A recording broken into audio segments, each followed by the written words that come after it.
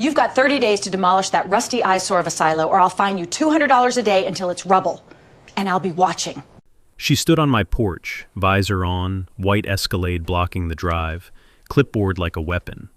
Belinda Marsh, Scottsdale transplant, HOA president of Creekbed Hollow, just 14 months in.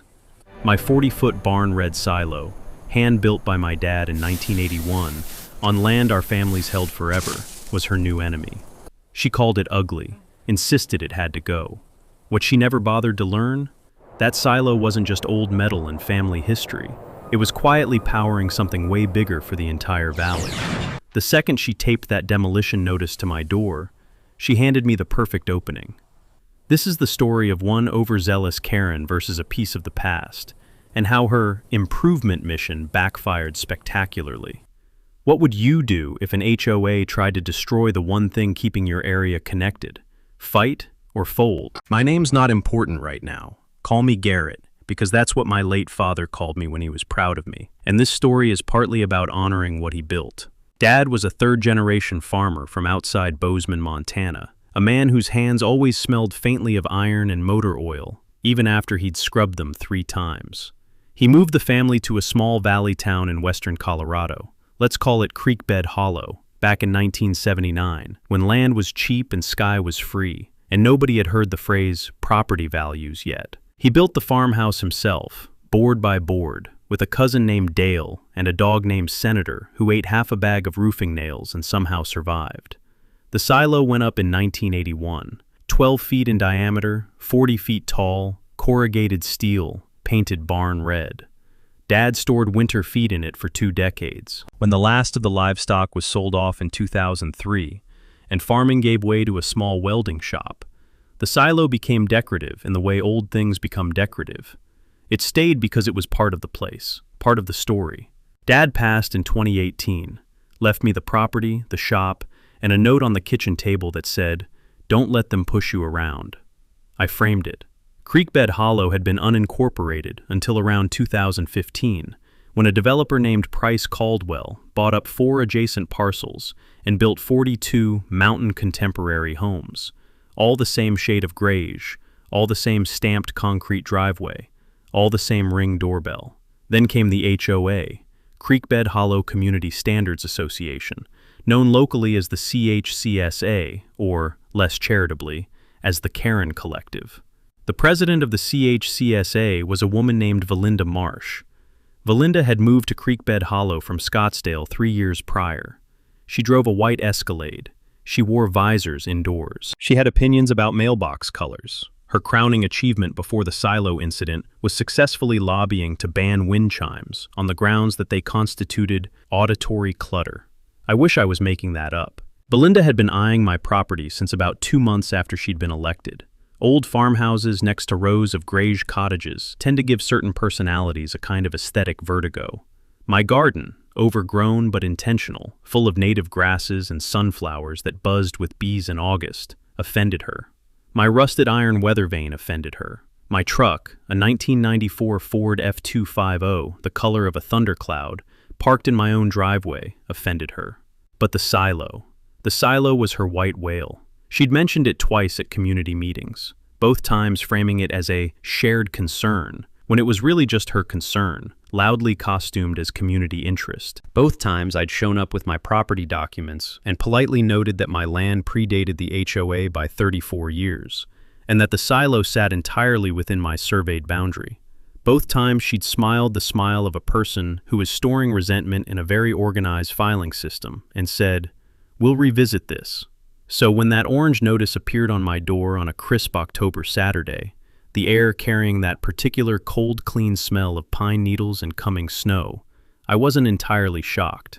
I was, however, deeply annoyed. The kind of annoyed that wakes up a part of your brain you don't usually use. The strategic part. The part that says, "Okay, let's play." The violation notice was, on its face, impressively official looking. Creekbed Hollow Community Standards Association letterhead, a case number, citations to sections 4.7 and 11.2 of the CHCSA covenants, conditions, and restrictions. It had Belinda's signature, large, looping, the the penmanship of someone who has always believed their signature would matter someday. Section 4.7 covered structures of non-residential character whose visual profile extends above the roofline of the primary dwelling and creates visual discord with surrounding properties. Section 11.2 established the fine schedule: 30 days to remove, $200 per day after that. My first call was to my neighbor Dwight Foss, a retired lineman who'd lived 3 lots down for 20 years and who functioned as the unofficial historian of the area. Dwight answered on the second ring, which was notable because Dwight usually let calls go to voicemail and then didn't listen to the voicemail. "You hear about this silo thing?" I said. "Heard," he said. "Belinda's been talking about it at the Thursday coffee group. She wants it gone before the winter, says it looms." "It looms?" Her word. She said it looms ominously. There was a pause in which we both appreciated the word ominously being applied to a 40-year-old grain silo. "Dwight," I said, "doesn't Verizon have some kind of equipment up there? On the silo?" Another pause. Longer. "You don't know, do you?" "Know what?" He said he'd come over. While I waited, I did something Belinda had clearly not done before issuing her notice. I read. I pulled up the CHCSACC and Rs, all 89 pages, formatted in a font that appeared to have been chosen specifically to discourage reading, and I went through section 4.7 carefully. The key language was this: structures of non-residential character. My silo had a residential address. It was attached to a residential property. Whether a grain silo qualifies as non-residential was, at minimum, an arguable point. I wrote that down. I also noted that section 4.7 contained an exemption clause: structures that predate the establishment of the CHCSA by more than 10 years shall be considered grandfathered and exempt from removal requirements unless they present a documented safety hazard. My silo went up in 1981. The CHCSA was formed in 2015. That's 34 years, not 10, 34. Legal takeaway. Read the CC and Rs before complying with anything. Exemption clauses for pre-existing structures are common and frequently ignored by HOA enforcement. Dwight arrived 20 minutes later, smelling of coffee and wearing a vest with approximately 11 pockets. He stood at the base of the silo and tilted his head back. "See up there?" He pointed to a series of brackets welded near the top of the silo, roughly 32 feet up, barely visible unless you knew where to look. "That's a Verizon small cell antenna array. Been there since 2019. Your dad signed a lease agreement with them, 25-year lease. They pay him, well, they paid him, $1,500 a month. That's your income now." I stood very still. "This valley's a dead zone for cell signal unless you're within line of sight to this silo," Dwight continued. "The terrain cuts off the nearest macro tower about 4 miles east. This little array is what gives everybody in the hollow, everybody, including Belinda Marsh, their bars." The breeze moved through the dry grass with a papery whisper. Somewhere in the distance, a hawk made a sound like a rusty hinge. I looked at the silo. The silo stood there, quietly being the reason 73 households could call each other. "She doesn't know," I said. "Clearly not," said Dwight. "Here is what I did not do. I did not immediately call Belinda and explain this. I did not post about it online. I did not tell anyone except Dwight, and, later that evening, my cousin Rona, who is a paralegal in Denver, and who responded to the summary I texted her with 3 words: "Do not comply." Instead, I went to my father's filing cabinet, green metal in the back corner of the shop, smelling of sawdust and old paper, and I found the Verizon lease agreement. It was a standard cell tower ground lease. It specified that the tenant, Verizon, had the right to maintain and access the equipment. It specified that the property owner, now me per the estate transfer, was prohibited from permitting, facilitating, or failing to prevent the removal or obstruction of the antenna array. In plain language, if someone ordered me to tear down the silo and I complied, I'd be personally liable to Verizon for breach of contract. The lease had been registered with the county recorder's office. One more note. The lease also contained a clause stating that, in the event of a legal dispute involving the structure, Verizon reserved the right to intervene as a party. A telecoms company, as a party, in an HOA dispute. I made myself a cup of coffee. I smiled for the first time in about 6 hours, and I wrote Valinda a letter. My letter to Valinda was 3 paragraphs, polite, factual. It cited the grandfathering clause by section number. It noted that the property predated the HOA by 3.5 decades. It requested written confirmation that the CHCSA had reviewed the applicable exemptions before issuing the notice. It did not mention Verizon. It did not mention the cell array. It was, in the language of legal correspondence, a letter designed to create a paper trail of the other person's bad decisions. Valinda's response arrived 4 days later, also in writing, which I had requested and which she had apparently taken as an invitation to be maximally officious. Her letter stated that the grandfathering clause did not apply to structures that have undergone modification or repurposing after the HOA's formation, that the addition of the antenna array in 2019 constituted such a modification, and that the CHCSA's legal counsel had reviewed the matter and concurred. I read this twice. Then I called Rona. She has a lawyer, I said. Of course she does, said Rona. HOA boards love lawyers. They make the volunteer board members feel powerful. Her argument is that putting an antenna on the silo in 2019 counts as a modification that voids the grandfathering. A pause. That's actually a creative argument. Wrong, almost certainly, but creative. Here's why it's wrong. The antenna wasn't a modification to the silo. It was a modification to the equipment attached to the silo. The silo itself is unchanged. There's substantial case law on this. Courts have consistently ruled that attaching infrastructure equipment to an existing structure doesn't constitute a material alteration of that structure for zoning or covenant purposes. Takeaway: when an HOA claims a grandfathered structure has been modified, check whether the modification was to the structure itself or merely to something attached to it. Courts treat these very differently. There's also, Rona continued, the Telecommunications Act of 1996. Now, there's a sentence that doesn't come up enough in casual conversation. The Telecommunications Act of 1996, specifically Section 332, C.7, limits the ability of local governments, HOAs, and similar entities to regulate the placement of wireless communications equipment. While the Act does allow some local oversight, it prohibits regulations that have the effect of prohibiting the provision of personal wireless services. If removing my silo would eliminate cell coverage for 73 households, and it would, that starts to look a lot like prohibiting the provision of personal wireless services. Takeaway: the Telecom Act of 1996 is a federal law that can override local HOA restrictions when cell infrastructure is involved. This is not a loophole, it's a hammer. But Valinda wasn't done escalating.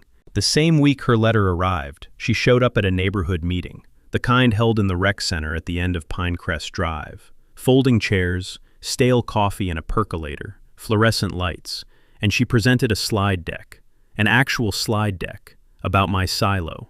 I was there. I sat in the 3rd row. I watched her click through 13 slides with titles like Visual Impact Assessment and Community Aesthetic Cohesion, and one simply labeled The Problem, with a zoomed photo of my silo that had been taken at a dramatic angle to make it look approximately the size of the Washington Monument. The room was about 30 people. I recognized most of them. A retired teacher named Florinda Becht, who grew tomatoes competitively. A young couple, the Strouds, who'd moved in 2 years back and had a baby and a very loud dog. Walt Pritchard, who drove a snowplow for the county and who I knew from the hardware store. Dwight was there too, in the back, wearing the vest. Nobody looked particularly outraged by my silo. A few people looked bored. One man appeared to have brought a crossword puzzle. Valinda called for a show of hands. Who supported requiring the removal of the structure? 12 hands went up, out of 30. Who opposed? 8 hands. Who abstained or didn't care? 10 people, one of whom was still looking at the crossword. 12 out of 30 is not a mandate. It is barely a plurality. Valinda logged it as majority community support in the meeting minutes, which I later obtained through a public records request, because HOA meeting minutes, in Colorado, are subject to disclosure upon member request, and I am a member of this HOA by virtue of owning land in its boundary, even though my property predates it. Another thing she hadn't considered. I requested those minutes in writing that same evening. I also requested copies of all prior correspondence, all legal opinions commissioned by the board, and the CHCSA's current financials. This is called discovery in a litigation context, but in an HOA context, it's just called exercising your rights as a member, and it costs nothing except the price of a certified mail stamp. Belinda's lawyer emailed Rona the next day. They were not pleased. Day 31, after the original notice, the fines started, $200, logged against my account with the CHCSA. Then, day 32. Day 33. Belinda was running the clock with the calm confidence of someone who believed the money would eventually hurt enough to make me fold. And to be fair, $200 a day adds up.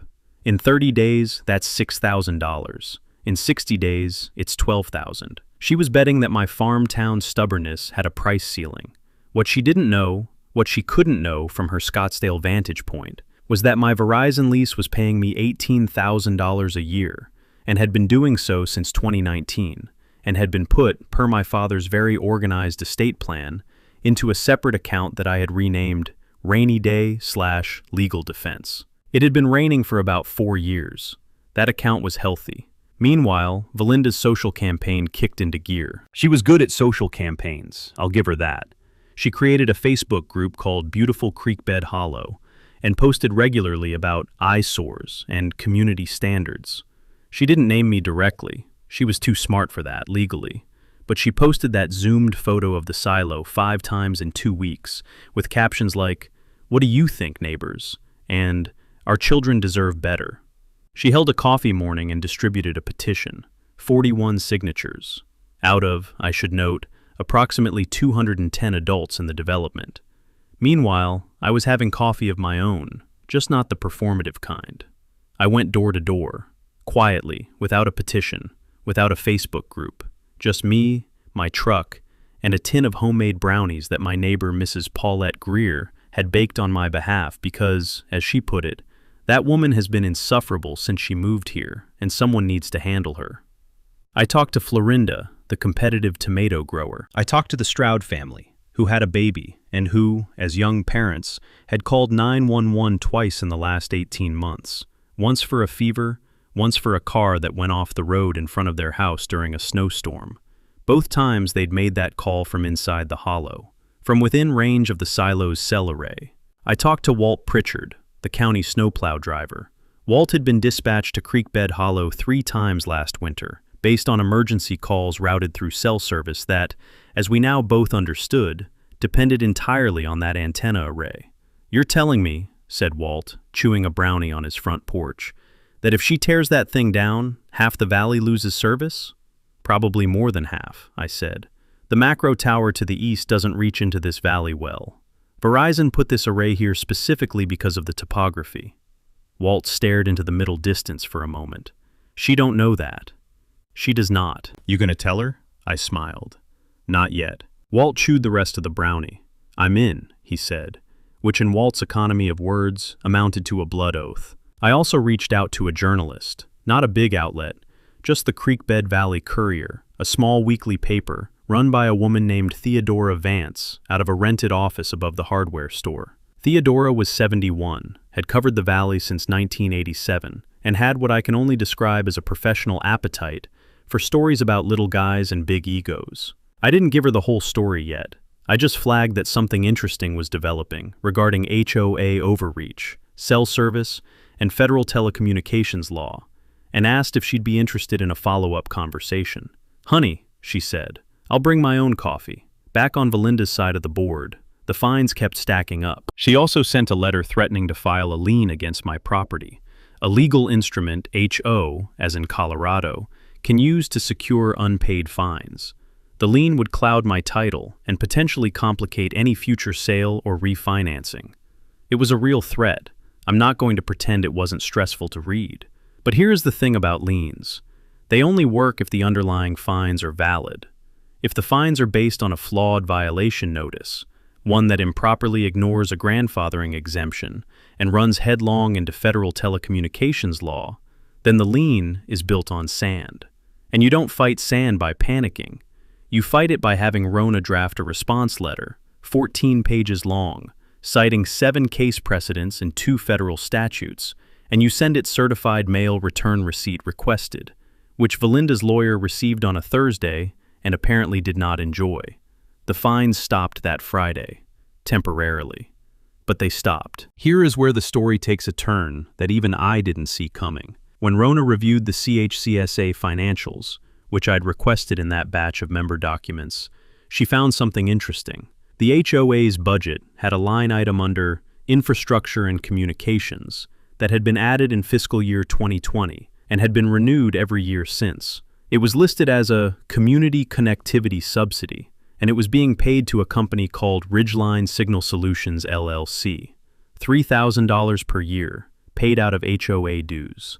Ridgeline Signal Solutions LLC was a one-person company registered in Colorado in January of 2020. Its registered agent was a name I didn't immediately recognize, Garrett Marsh, Valinda Marsh's husband. What had Ridgeline Signal Solutions been providing in exchange for $3,000 of annual HOA money?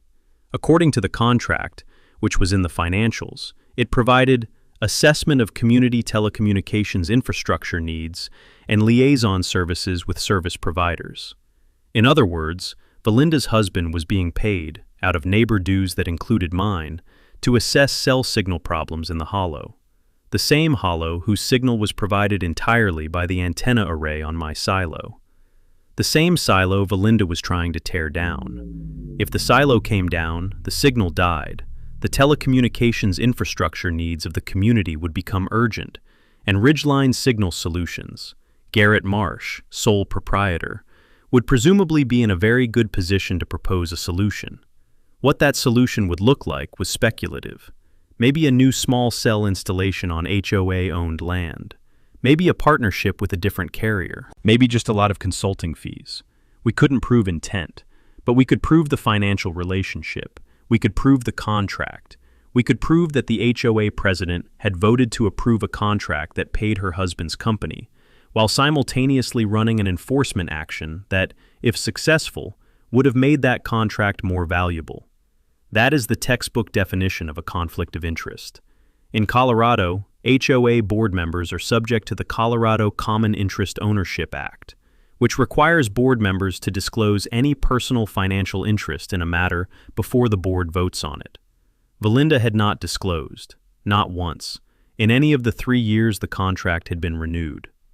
Takeaway: CCIOA, the Colorado Common Interest Ownership Act, requires HOA board members to disclose personal financial conflicts before any vote.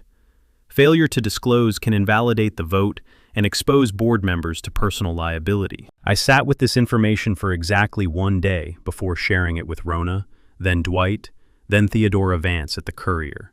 I asked Theodora to hold it. Not yet. Soon, but not yet. The right information at the wrong time is noise. The right information at the right moment is a grenade. I needed to wait for the moment. That moment was going to be a town hall. The annual CHCSA meeting was scheduled for the second Saturday of December, in the same fluorescent-lit rec center, folding chairs and percolator and all. This was where the board presented the year's financials, where residents could raise concerns, and, crucially, where board elections happened. Valinda's seat was up for election. I had 6 weeks. 6 weeks to build a case so airtight, so publicly visible, and so satisfying in its construction that Valinda would have nowhere to retreat. Here is how it went, week by week. Week 1 was documentation. Rona and I assembled a binder, actual physical 3-ring binder, dividers and everything, the way you do when you want something to look serious in a room, with every relevant document. The original violation notice, my letter and her response, the grandfathering clause with the relevant language highlighted, the Telecom Act summary, the Verizon lease, redacted appropriately, the CHCSA financials, the Ridgeline Signal Solutions contract, Garrett Marsh's LLC registration, a timeline showing each vote at which Valinda had participated without disclosing the conflict. I made 12 copies.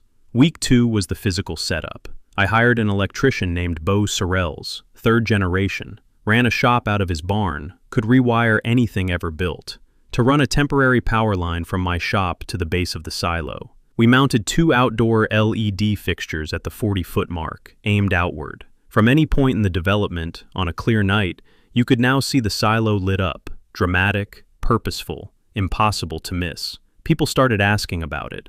Art installation, I told anyone who asked. For winter, I smiled when I said it. The actual trap, the physical and legal mechanism, had 3 components. Component 1, the demand letter. Rona had drafted a formal cease and desist to the CHCSA and Belinda personally, citing the grandfathering clause, the Telecom Act, and the conflict of interest disclosure requirement. It demanded that all fines be reversed, the violation notice be rescinded, and the Ridgeline contract be suspended pending independent review. It stated that if the CHCSA failed to respond within 14 days, we would file complaints with the Colorado HOA Information and Resource Center, a state office that accepts HOA violation complaints and can trigger formal investigation, and separately with the FCC, which takes Telecom Act violations seriously. The letter was hand-delivered to Belinda's door and to the CHCSA's registered agent. It arrived on a Monday morning. Takeaway: the Colorado HOA Information and Resource Center is a real state office where residents can file HOA complaints at no cost. Most people don't know it exists. Component 2, Verizon. I called Verizon's Network Operations Group, a process involving 3 menu systems and 2 hold queues that I will spare you the detail of. And I informed them, in writing following up the call, that their lease site was the subject of an HOA removal action. I sent them the entire demand letter binder. Verizon, whose legal department is staffed by people who wake up every morning looking for an opportunity to invoke the Telecom Act, responded within 48 hours. Their outside counsel contacted Rona. They would be submitting a letter of their own to the CHCSA. They would also be represented at the December annual meeting if the matter was not resolved. A telecommunications company sending a lawyer to a community rec center in a valley town in Colorado. I cannot tell you how much I was looking forward to this. Component 3, the community. Dwight organized a quiet information session, held at his house over chili that smelled the way November chili is supposed to smell, all cumin and smoked paprika and something slow cooked, where we walked about 25 neighbors through exactly what was at stake. We showed them the silo map overlay, where cell coverage dropped when the silo was removed, based on a topographic analysis Rona had commissioned from a signal engineer for $300. We showed them the 911 calls that had originated from within the coverage zone in the past 2 years. 14 calls. Some of them belonged to people in that room. We showed them the Ridgeline contract. The room got very quiet when we showed them the Ridgeline contract. Walt said, "So she was going to tear down the tower, kill our service, then have her husband swoop in to fix it and bill us for it." "We can't prove that was the plan," I said carefully, "but you can prove the conflict." "Oh yes, that we can absolutely prove." Florinda Becht, who had been known to argue about tomato varieties for 45 minutes, said in her quiet schoolteacher voice, "I'd like to nominate someone for the board." She looked at me. "If you're willing." Belinda got the demand letter on a Monday. By Wednesday, the beautiful Creekbed Hollow Facebook group had a new post. A long, carefully worded piece about bad faith actors in the community who were exploiting telecommunications regulations to avoid basic aesthetic accountability. She didn't name me, but she linked to a 2-year-old Reddit thread about a different state's HOA dispute involving a cell tower, as if that were relevant evidence of something. The comments section was instructive. About 15 people she'd preceded the group with agreed vigorously. About 30 others pushed back, some politely, some not. 3 people posted asking what their cell coverage would look like if the silo came down. Belinda deleted those comments. She also showed up, unannounced, at 3 houses on my street, including the Stroud family, who had the baby. She told Mrs. Stroud that I was running a commercial operation out of my property by leasing the silo to a telecom company, which she implied violated residential zoning. This was false. Ground leases for communication infrastructure are explicitly permitted under Colorado zoning statutes for residential properties, a fact the Strouds confirmed after approximately 8 minutes of Google research, which made them more annoyed with Belinda than they'd previously been. She tried another angle with Florinda Becht. She suggested that if the silo stayed, it might attract further industrial development in the neighborhood.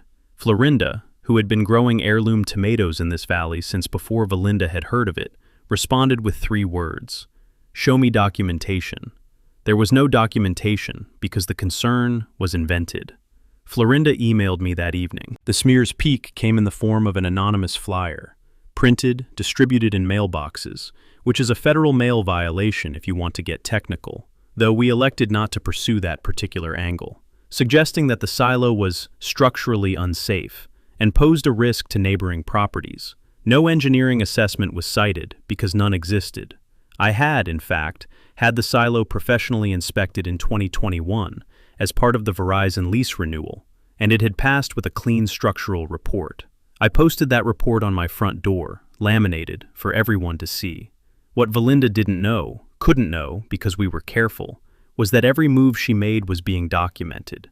I had set up a ring camera on my front porch, and one facing the mailbox. Dwight photographed the flyers before anyone could throw them away. Theodora Vance at the Courier was quietly collecting a file. The 3 neighbors Valinda had visited had each written a brief account of what she'd said, dated and signed, which Rona was holding in a folder. Separately, Rona had filed the formal complaint with the Colorado HOA Information and Resource Center. The HIRC opened a case file within a week and sent a notice to the CHCSA requesting documentation. HOA boards hate this. They hate it the way cats hate water. Not because it's necessarily lethal, but because it is deeply, viscerally unpleasant, and it gets in their fur. The CHCSA board, which included 4 other members besides Valinda, most of whom had been her appointments, and most of whom were now getting increasingly nervous calls from their own neighbors, held an emergency executive session. We know this because one of those board members, a man named Trevor Hollis, who had been on the board for 2 years and who had apparently reached his stress threshold, called Walt Pritchard, whom he knew through the county road crew, and said, "Is there any way this gets resolved before December?" Walt told him he wasn't sure. Walt then called me. "They're looking for an exit," I said. "Do we give them one?" I thought about my father's note. "Don't let them push you around." "Not before the meeting," I said. "The community deserves to hear this publicly." 9 days before the December annual meeting, Valinda rang my doorbell. It was a Sunday afternoon. The snow had come in overnight. That first serious snow that transforms everything, silencing the world and making the ridge look painted. And she was standing on my porch in her down jacket and visor, which she was wearing despite there being no sun whatsoever, clutching a manila envelope. "Garrett," she said, using my name in a way that was designed to suggest familiarity we did not have. "Can we talk?" "Sure," I said. I did not invite her in. We talked on the porch. The manila envelope contained a settlement offer. The CHCSA would rescind the violation notices and reverse all outstanding fines, which by this point totaled just under $8,000. In exchange, I would drop the complaint with the HIRC, agree not to expand or upgrade the antenna array without HOA approval, and this is the part that required me to keep a very neutral expression, agree to a community consultation process before any changes to my property's visual profile. Which is not what grandfathering means. It is, in fact, the opposite of what grandfathering means. Also, she said, I'd appreciate it if the financial matter stayed between us. The Ridgeline contract. She was asking me to bury it. I said I'd need a few days to review the offer with my legal counsel, which was true. I took the envelope. I thanked her for coming by. I watched her walk back to her Escalade. I went inside and called Rona. "She's trying to buy you out of the public confrontation," Rona said immediately. "I know. The offer's actually not terrible from a pure liability standpoint. You get the fines reversed. But the Ridgeline thing stays buried." "Yes, and she stays on the board." "Yes, and she does this to someone else next year." Pause. "Probably." I thought about Florinda Becht, quiet and precise, asking if I'd be willing to run for the board. I thought about the Stroud family calling 911 from inside the hollow. I thought about Walt on his snowplow. I thought about 14 emergency calls in 2 years. "We decline," I said. "You're sure?" "I'm sure. But write it up professionally. Decline with thanks. State that we believe the matter should be addressed transparently at the annual meeting. Wish everyone a productive discussion." The decline letter went out Tuesday. Belinda read it and, according to Trevor Hollis's back-channel report to Walt, threw a binder. The week before the meeting was prep week. Rona drove up from Denver on Thursday with printed copies of every document, organized in those 12 binders. Theodora Vance confirmed her press credentials for the meeting. Annual HOA meetings are open to press in Colorado if they are open to membership generally, which this one was. The Verizon outside counsel confirmed attendance. I rehearsed what I was going to say, standing at my kitchen table, until it felt natural. On the Friday night before the Saturday meeting, I went out to the silo. It was clear and cold, maybe 12 degrees. The kind of cold where your breath makes a small cloud, and the snow squeaks under your boots like styrofoam. I stood at the base and looked up. The LED fixtures threw the corrugated steel into relief, all shadow and glint, and at the very top, the antenna array's warning light blinked red, the slow, patient pulse of something doing its job in the dark. Somewhere in the hollow, 73 households were using that signal to text their families, check the weather, stream their shows, and if necessary, call for help. I put my hand on the cold steel of the silo and thought, Dad, you have no idea what you built. The Creekbed Hollow Community Standards Association annual meeting was scheduled for 10 o'clock on a Saturday morning. By 9:15, every folding chair in the rec center was taken. People were standing along the walls. There were roughly 90 residents present, roughly twice the normal turnout, plus Theodora Vance in the back with a notepad, plus a man in a dark suit who introduced himself to me quietly as counsel from Verizon's network legal team, plus Rona, who had dressed for this the way attorneys dress when they want to communicate calm, total confidence. Blazer, notepad, coffee from the good thermos. Belinda arrived at 9:50, saw the room, and for a fraction of a second, one fraction, quickly suppressed, her step faltered. She recovered, smiled, took her seat at the board table. The other 4 board members were already seated. Trevor Hollis looked like a man who had not slept well in 2 weeks. The meeting opened. Financial report, maintenance updates, snow removal contract renewal, standard business, then old business, the silo matter. Belinda launched into her presentation with the practiced ease of someone who had given it many times. The CC and Rs, the aesthetic impact, the community standard, the legal opinion from the board's counsel. Here she held up a paper, that the grandfathering clause did not apply. She finished. She looked at the room expectantly. I raised my hand. Garrett Holston, I said, using my full name for the record. Property owner, 67 Ridgeback Lane. I have a few documents I'd like the board and community to consider. Rona handed out the binders. 12 of them, moving through the room, passed hand to hand, the soft sound of cardstock and shuffling paper like a slow wave. I walked through it systematically. The grandfathering clause, section, and language. The legal distinction between structural modification and equipment attachment, with 3 case citations Rona had found in Colorado courts. The Telecommunications Act of 1996. The topographic signal coverage map, which I projected on the rec center's projector. The same projector Belinda had used for her slide deck about my silo being ominous, showing exactly which homes in the hollow depended on the antenna array. I showed the 14 911 calls. The room was very quiet. Then I said, I also want to flag a matter that I believe the board has an obligation to address under the Colorado Common Interest Ownership Act. I put up the Ridgeline Signal Solutions contract on the projector. This is a contract, approved and renewed annually by this board, paying $3,000 per year in community dues to a company called Ridgeline Signal Solutions LLC for telecommunications consulting. This company is owned by Garrett Marsh, the husband of this board's president. I paused.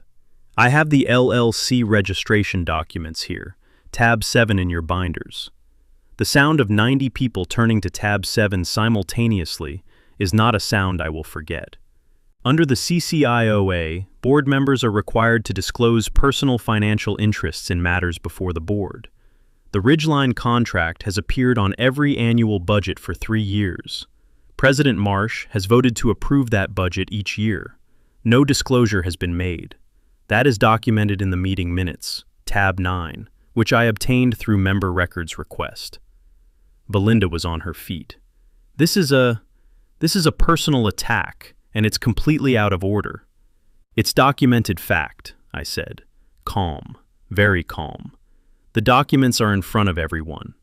The Verizon attorney stood, introduced himself, stated briefly and precisely that Verizon's position was that the removal of the antenna array would constitute a breach of an active commercial lease and a violation of Section 332, C7 of the Telecommunications Act, that Verizon would file in federal court if the HOA proceeded, and that the company would be seeking full damages, including legal fees.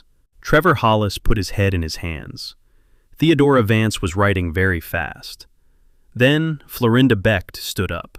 Small, precise, utterly composed. I'd like to call for an immediate motion to suspend enforcement actions related to the silo at 67 Ridgeback Lane, pending a full independent review of the conflict of interest matter. She looked around the room. Do I have a second? Walt Pritchard. Seconded. The vote was not close. Valinda resigned her board seat before the meeting concluded. She walked out the side door of the rec center, not the front where Theodora and her notepad were, and drove away in the white Escalade. The Ridgeline contract was suspended on an emergency motion 20 minutes later. An independent audit of the HOA's finances for the past 3 years was commissioned before noon. I stood in the parking lot afterward, in the cold December air that smelled like wood smoke from somewhere nearby, and Rona handed me a cup of coffee from her thermos. "That's it?" I said. "That's it," she said. It turns out that when you hand 90 people documented proof that their community dues have been quietly misused, the resolution is swift. The independent audit took 6 weeks. It found that the Ridgeline Signal Solutions contract had paid Garrett Marsh's company $9,000 over 3 years, without disclosure, in violation of the CCIOA. It also found 2 smaller conflicts. One involving a landscaping contractor with ties to another board member, one involving a vendor relationship that had never been disclosed. Combined, the audit identified approximately $14,000 in improperly awarded or undisclosed contracts. The CHCSA's new board, elected at a special session in January, voted to pursue recovery of those funds through civil action. Belinda and her husband settled out of court, repaying the $9,000 plus a share of the audit costs. The details are confidential per the settlement, but the repayment is a matter of public record at the county level. The all outstanding fines against my property, $8,200 by final count, were reversed in full. The violation notice was formally rescinded and removed from the record. The HIRC closed the complaint as resolved. The new board, which I joined as a member, not president, not even a vice chair, just a regular member on the governance committee, did something I didn't expect. They contacted Verizon and asked to formalize the community's relationship with the antenna array. Working with Rona and with Verizon's community affairs team, we negotiated an addendum to the existing lease. Verizon would contribute a $2,000 annual grant to a Creekbed Hollow Community Fund, in acknowledgement of the silo's role in supporting emergency services access in the valley. That community fund, we called it the Hollow Signal Fund, went toward 2 things in its first year. Half funded a small scholarship, $400 per recipient, available to graduating seniors from the Creekbed Valley School District, who were the first in their family to pursue post-secondary education. We gave out 3 in the first year. Florinda Becht presented the awards at a ceremony in the rec center. Same folding chairs, same percolator. And she cried a little bit, which made me cry a little bit, which I am now telling approximately 70,000 strangers on the internet. The other half funded a Spring Valley cleanup and native plant restoration day, organized in partnership with the county extension office, that brought out 46 volunteers and resulted in the removal of 3 truckloads of invasive knapweed from the creek banks. Senator material, my dad would have called it. Good, honest work. The silo still stands. I've painted it again. Same barn red, fresh coat. And in the spring, the swallows come back and nest in the upper brackets where the antenna array sits, unbothered by the blinking light and the occasional Verizon technician. I like to think my dad would appreciate that. A structure that does multiple jobs quietly, without needing to make a fuss about it. The Linda Marsh sold her house in April and moved back to Scottsdale. The for sale sign was grayish. And what did I learn from all of this, besides the specific legal citations I've already shared? I learned that petty authority, the kind that files violation notices and calls your silo ominous, almost always relies on your compliance, It relies on you not reading the documents, not knowing your rights, not talking to your neighbors, not asking a paralegal cousin what the Telecommunications Act says. The moment you stop complying and start reading, the entire edifice starts to wobble. Also, always know what's on your roof, or your silo, or whatever you've inherited. Dad's note is still on the kitchen wall. Garrett didn't celebrate. When it was over, when Belinda walked out that side door, he just stood in the parking lot with a cup of coffee. That was it. And I think that says everything. Because the whole time they was playing out, she was counting on him to react. Get loud, make it personal, give her something to work with. He just didn't. He went home and read 89 pages of CCNRs, found grandfathering clause that had been sitting there the whole time. That assumption, I've seen it made before, and it almost always goes the same way. The $200 a day was the real pressure, and that was the point, that was the weapon. But it only works if you flinch. Garrett didn't flinch, he just kept reading. If you've been in something like this, that same feeling of somebody using a rulebook like it belongs to them, personally, drop it in the comments. I read them, every one. And if this was worth your time tonight, hit like, subscribe, and if you haven't, we've got more stories like these coming. Some of them make this one look quiet. Take care of yourselves out there.